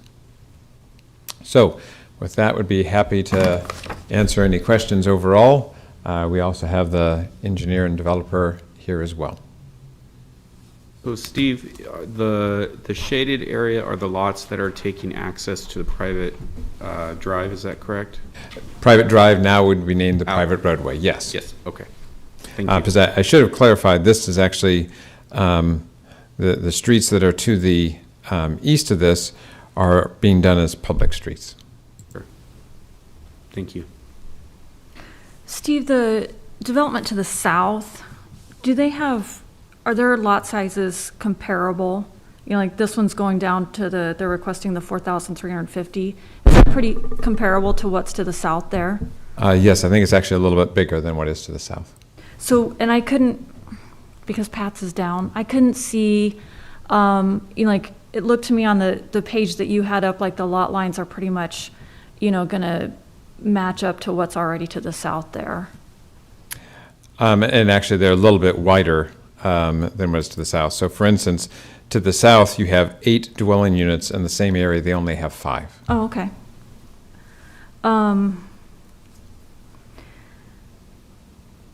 The existing driveway to 56 for that house there, when will they relinquish that access? Generally, it would come at the time of the first final plat. So when they put in the street, the driveway goes away. They are not retaining that house that is there. And so it's quite typical of any development where it has a driveway to the arterial street. You give up the driveway and you take your access internally. Okay. Steve, what's the buildings further to the east on that lot? Yeah. I think these are accessory buildings, but I'll have the applicant address what in particular the rest of the buildings are. Okay.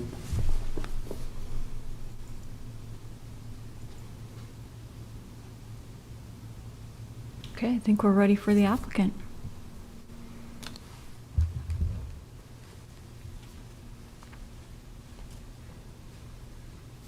Hi, Marcia Kinning, Riga Engineering, 601 Old Cheney, on behalf of the applicant, 6500 South 56th LLC.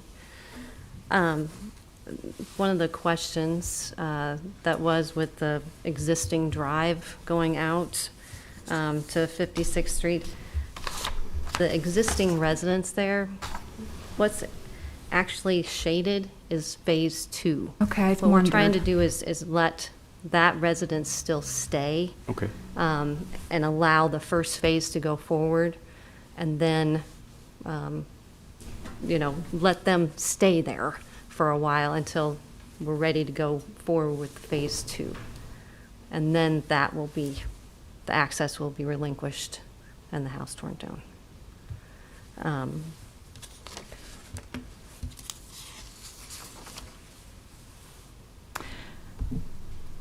One of the items that was requested with the comments was for the turnaround at the end of the street to be revised so that the fire and rescue can actually get turned around. So this doesn't match what you guys have, but I wanted you to see what we've kind of are proposing. Perfect. So we slid the lots down and took those parking stalls that were there and moved them down to the end, and then have the actual turnaround as requested.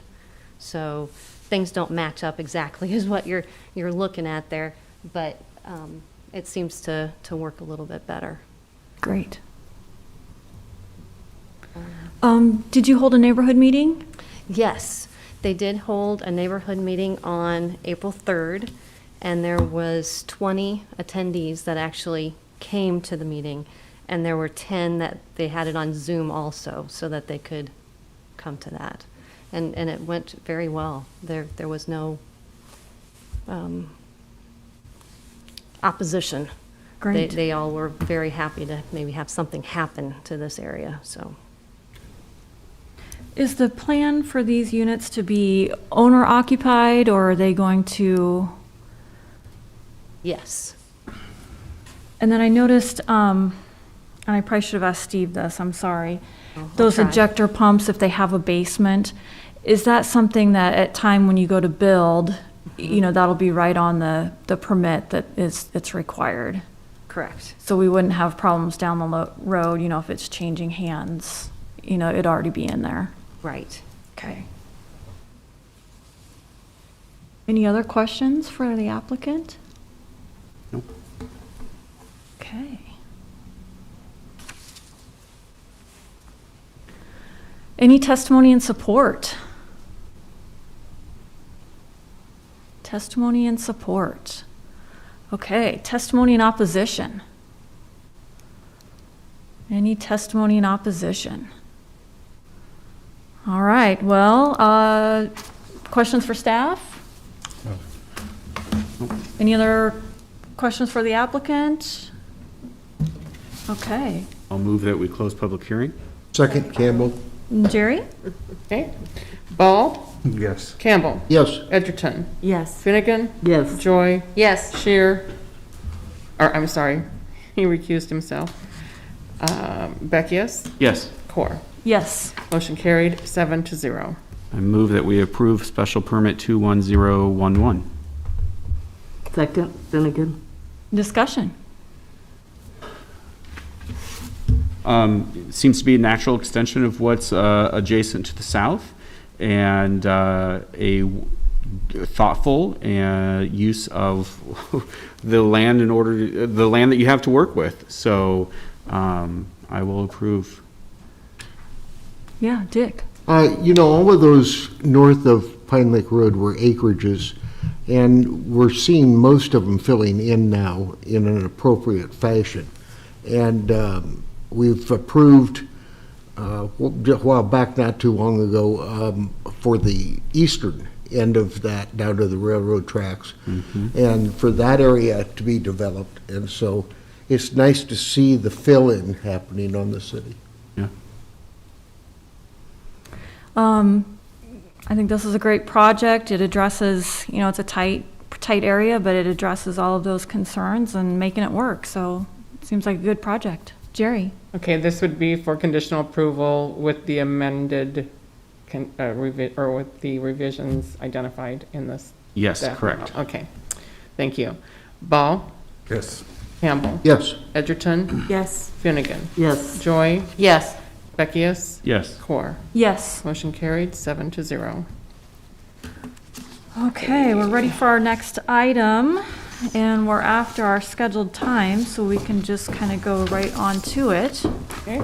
Item 4.5 is Comprehensive Plan Conformance 21006 to review as to conformance with the 2040 Lincoln Lancaster County Comprehensive Plan for the City of Lincoln 6-year capital improvement program for fiscal year 2021/2022 to fiscal year 2026/2027.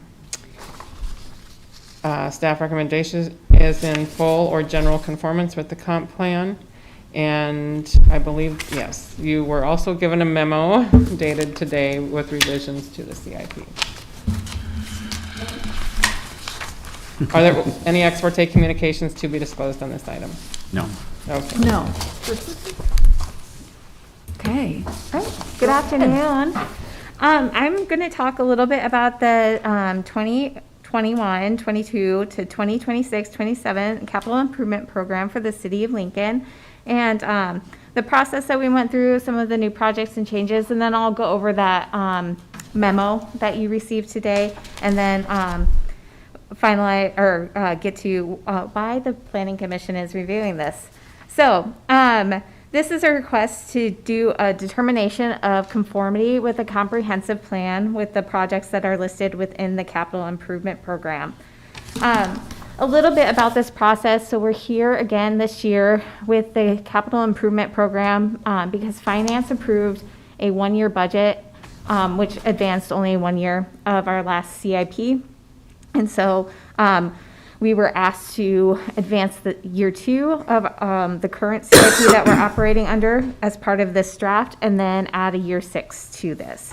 So as we kind of move forward, during the process, we didn't open up the software to all of the departments to re-enter all of their projects, but what we asked of them is to review their current program and give us changes to any funding sources that might need to be updated, projects that might need to shift around in timing due to funding needs or limitations.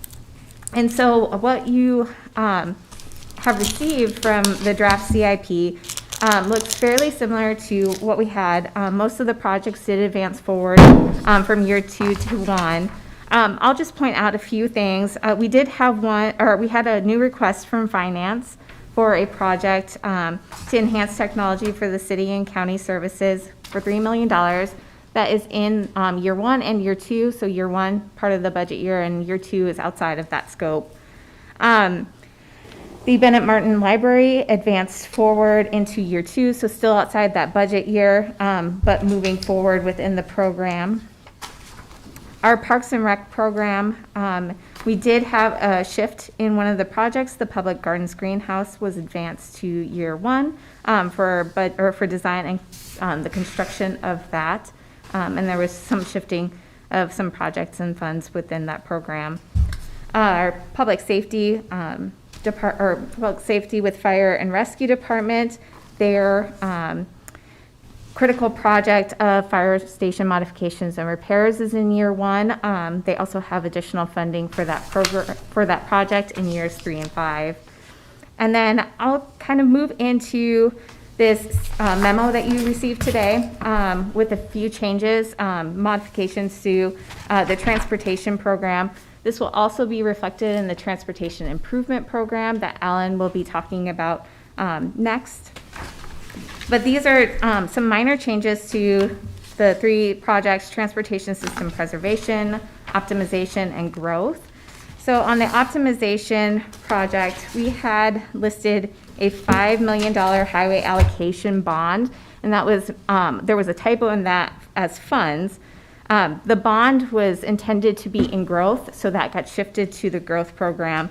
And then we were missing the full 6 years of those highway allocation funds within the program, so that's been clarified here with this revision that you see today. On the transportation system preservation, none of the funding changed on that. There were a few typos in the project description that we updated while we were in there. And then the transportation system growth, you'll see that we have that $5 million highway allocation bond that was previously in optimization is now noted there in growth. Then on the final page, We just updated the transportation project summaries, so the correct funding amount and totals are listed there with those. The overall program did not change in funding. Okay. It was just that $5 million shift and revealing or showing the highway allocation funds within the optimization program. So today, the reason why we are here to talk about the capital improvement program is that in the city's charter, it states no ordinance or resolution which deals with the acquisition, extension, widening, narrowing, removal, vacation, abandonment, sale, or other change relating to any public way, transportation route, ground, open space, building, or structure, or other public improvement of a character included in the comprehensive plan shall be adopted by the council until such ordinance or resolution shall first have been referred to the planning department, and that department has reported regarding conformity of the proposed action to the comprehensive plan. So each of these projects need to be evaluated for a finding of conformance. The draft that you received had an initial finding of conformance from staff, and our recommendation is that the entire capital improvement program is in full or general conformance with the comprehensive plan. So I would open it up to any questions you may have. Any questions? I have just, for information, what's the difference between fully or in general? So in full conformance would be that it explicitly states that project within our comprehensive plan. In general conformance would state, or it wouldn't be implicitly there, but there would be text that would support those types of projects. For instance, if there was like a repair project, we wouldn't necessarily explicitly state that we're repairing this facility, but there would be a general maintenance text in the document about keeping our facilities in good repair. Thank you. Yeah. Other questions? Okay. Do you want us to go on to do you have anyone else that's going to speak on this part? I don't believe from staff we do. Okay. So, any testimony in support of this application? Any testimony in support? Any testimony in opposition?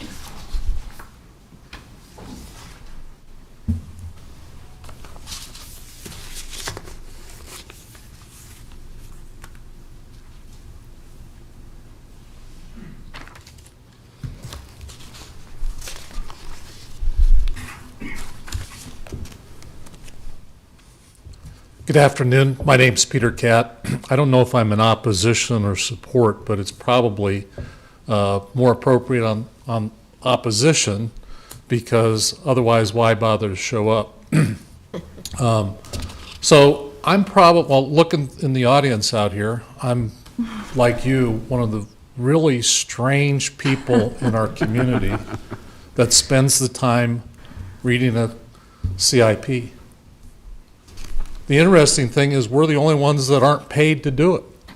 Everybody back there, everybody listening on the TV is paid hundreds of thousands of dollars.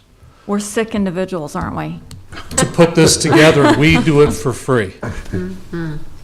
But if you think about a policy document, there's probably no more important one that we put together.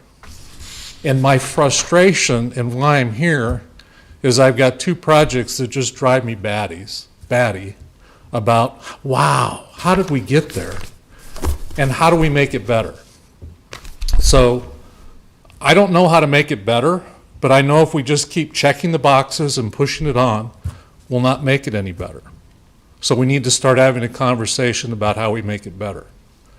The two projects that frustrate me are Fire Ridge, 98th and Van Dorn, which we just got through recently, and another one at 27th and Rokeby, which is Iron Ridge and Evilo Acres. So let's talk about Fire Ridge, 98th and Van Dorn. The community made a decision probably well over 6 years ago to spend $14 to $20 million extending a sewer trunk to the Stevens Creek sewer. One might think that if we're going to make that kind of investment, people might have planned for roads, water, so that we could actually go in and develop.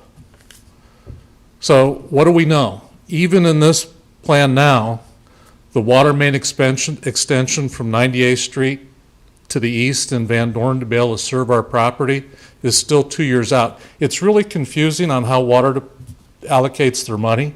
They put it in big buckets and they say, we'll make good decisions down the road. So I don't quite know. But why? Why put in a sewer that we're not ready to support with water and roads? Roads. You know what I found out last week? This is after I was here previously with you. The city finally did a grade study where we designed the roundabout, 6-foot differential.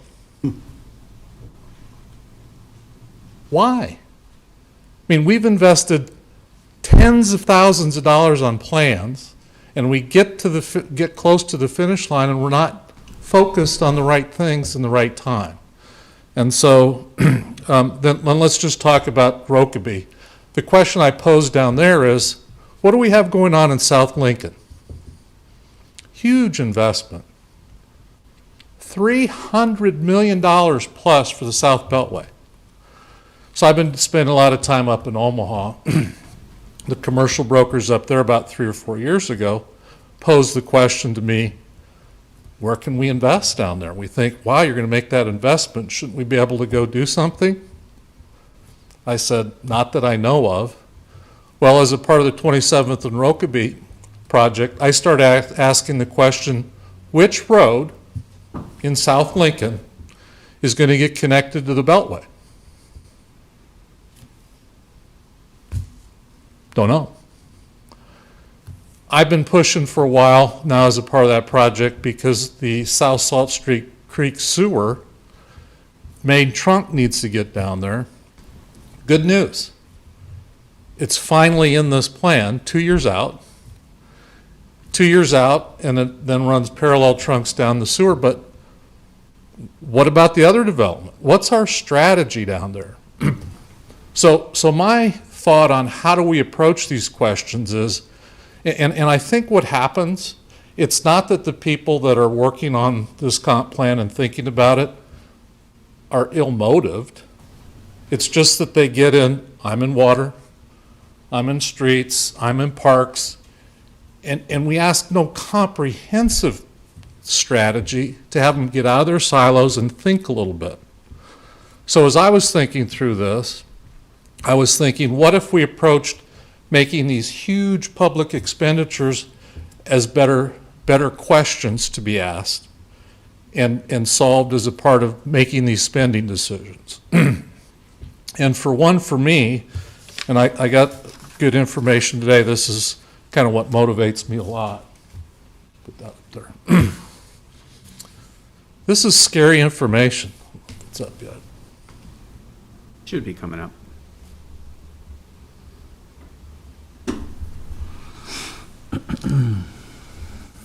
Market Graphics is a company that keeps track of a lot of statistics. They've got this, and then they got a chart of costs.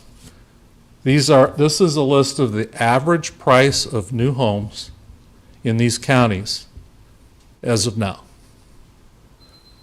1 minute. Phenomenal.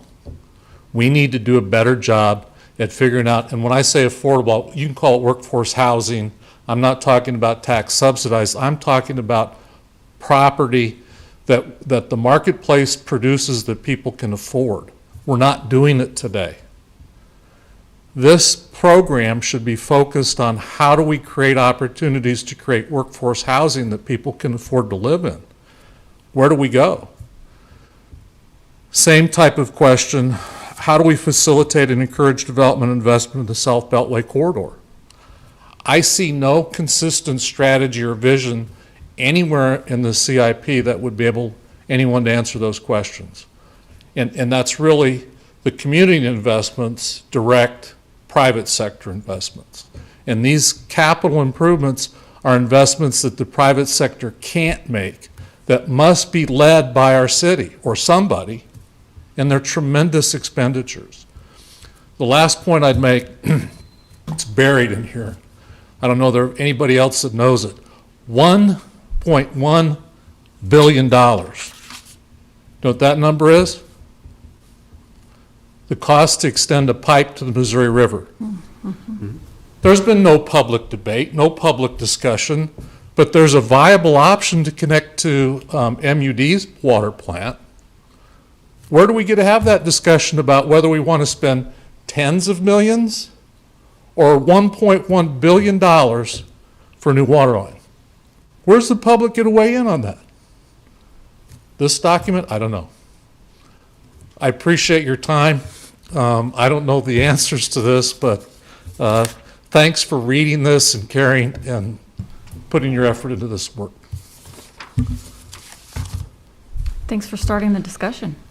Thank you. Mr. Catt, just because we have you here, I'm curious as to your point of view.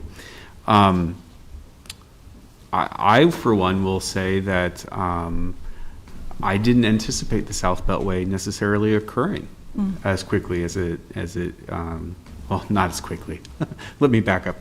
In the time frame that it is occurring, would you find it appropriate to divert funding from other projects in order to facilitate growth along that corridor in exchange for a lack of growth in other areas? Absolutely.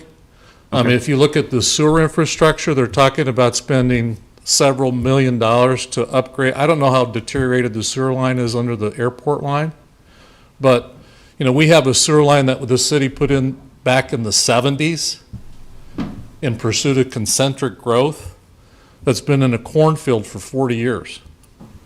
So I don't think the marketplace really wants a whole lot more development up there. I know the growth has been to the south, and with that beltway making connections that don't have to go through the 14th and 27th Street Highway 2 intersections, that's where I think the market wants to go, and I think that's what we should focus on facilitating. We've approved a brand new high school out there that we're running a sewer line to.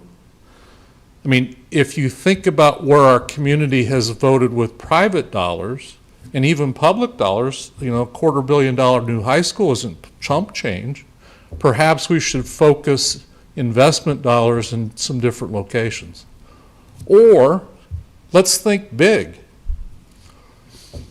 We spent, I don't know the local dollars, $100 million plus on the Antelope Valley, right?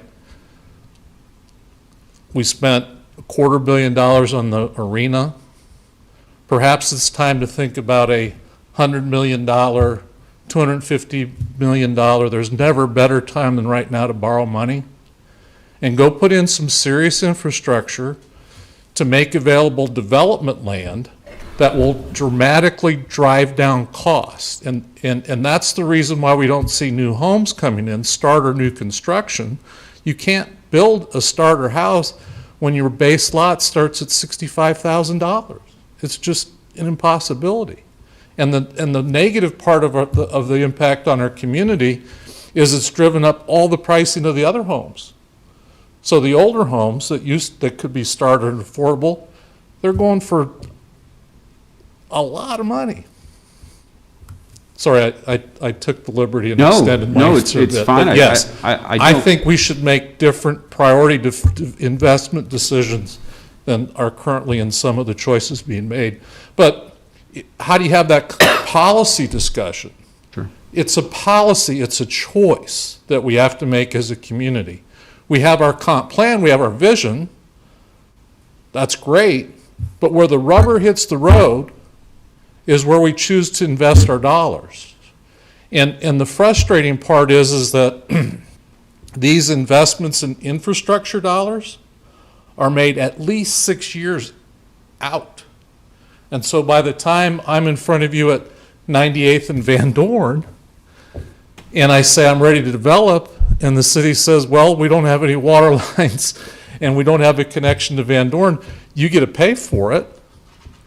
Well, that's what drives up costs then too. And it's not necessarily fair or right, it's just the circumstances we find ourselves in, because 6 years prior, when a decision was made to put in a new sewer line, no one in water and department, in the roads department, put in their funding to make sure they were matched up in timing. Well, thank you. I appreciate your feedback, and I think there's something to be said about a more organized approach when it comes to sectors of the city of Lincoln being able to be serviced by utilities at the same time.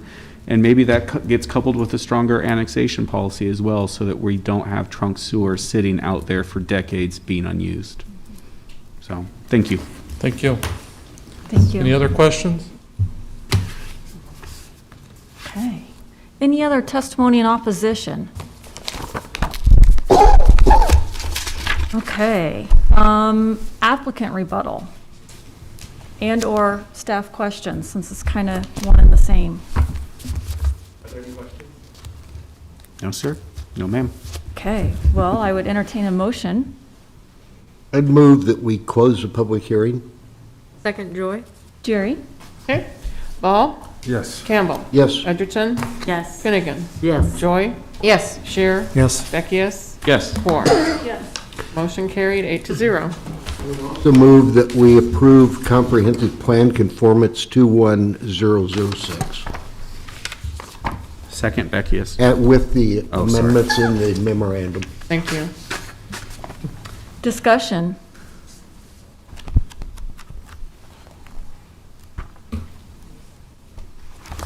Dick?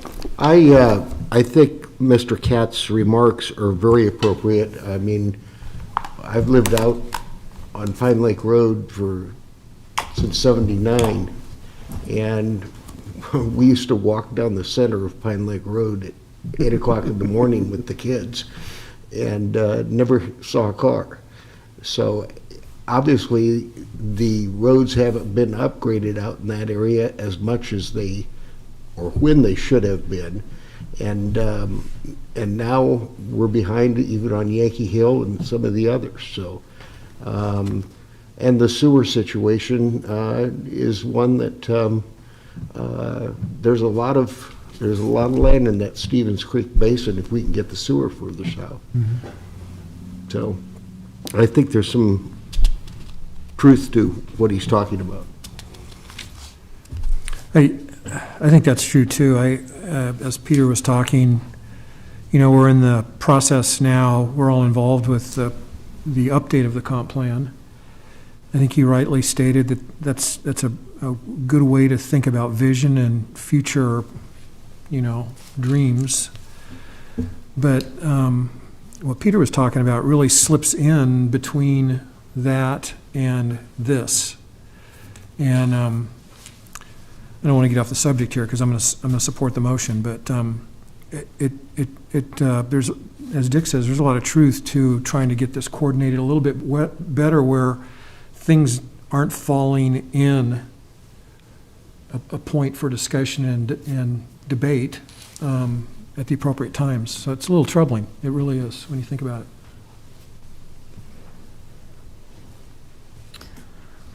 Yeah, very interesting. Food for thought.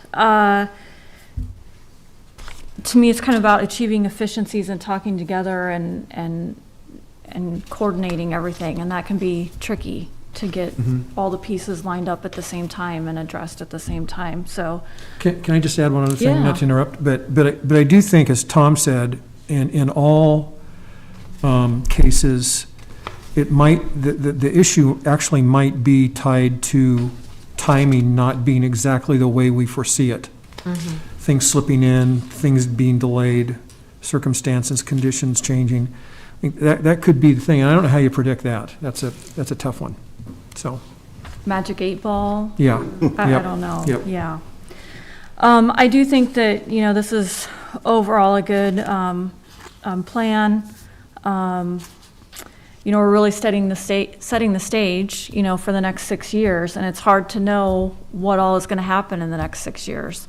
And of course, we always have fiscal restraints, and that can slow down or speed up projects as well. So, Jerry? Okay, this is for full or general conformance with the comp plan, 6-year capital improvement program. Ball? Yes. Campbell? Yes. Edgerton?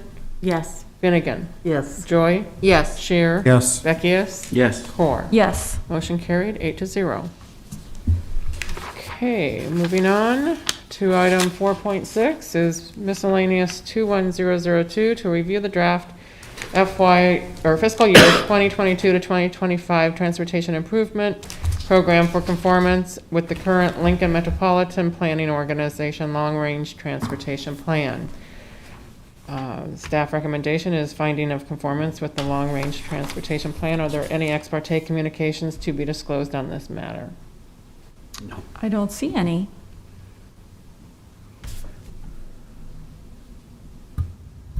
Hello, Mr. Zaft.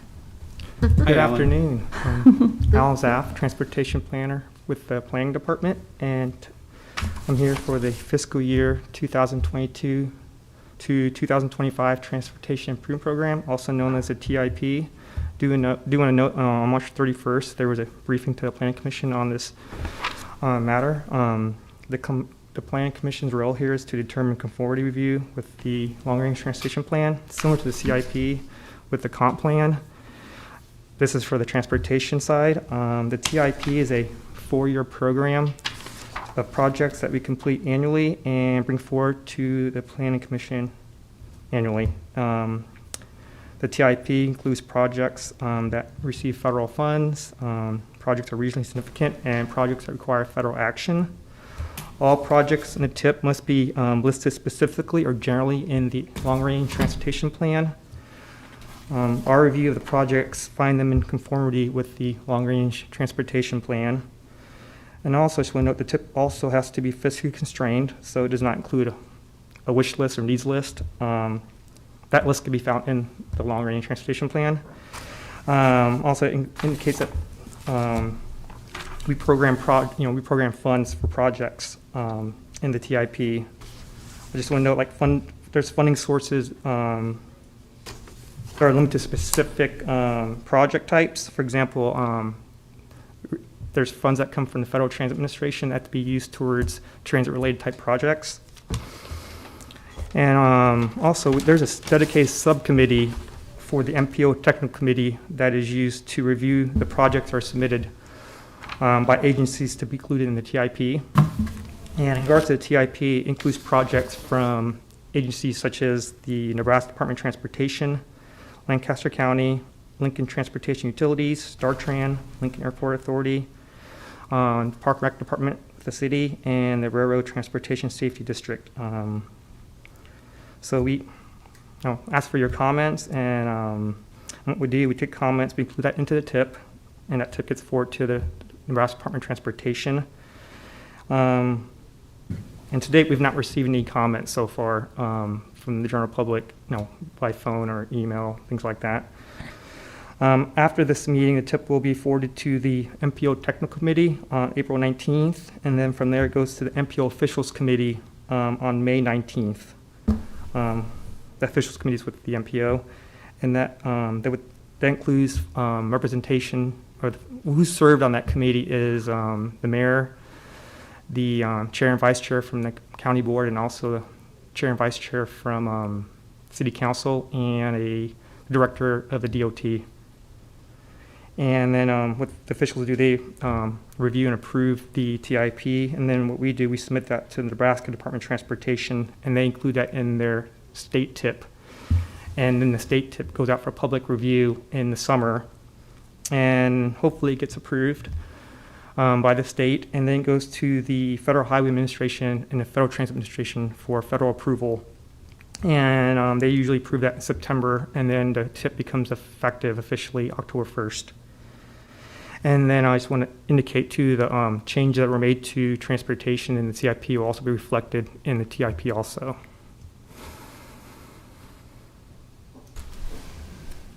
Any questions for Alan? No. Okay.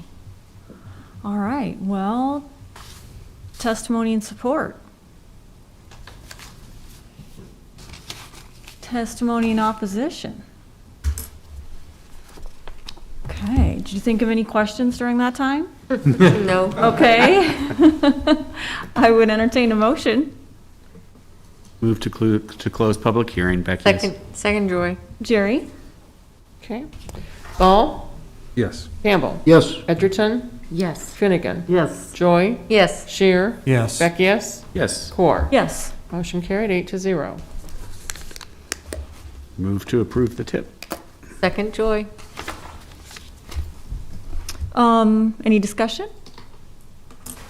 I just want to thank staff for all their hard work. I know it's hard coordinating between, both plans, and all the departments and everyone involved, so thank you for that. Jerry? Okay, this would be a finding of conformance with the long-range transportation plan. Ball? Yes. Campbell? Yes. Edgerton? Yes. Finnegan? Yes. Joy? Yes. Shear? Yes. Beckius? Yes. Core? Yes. Motion carried 8-0. Please note that we are suspending the opportunity for anyone wishing to speak on an item not on the agenda until further notice. I move that we adjourn. Second, Joy. Jerry? Okay. Ball? Yes. Campbell? Yes. Edgerton? Yes. Finnegan? Yes. Joy? Yes. Shear? Yes. Beckius? Yes. Core? Yes. Motion carried 8-0. We are adjourned.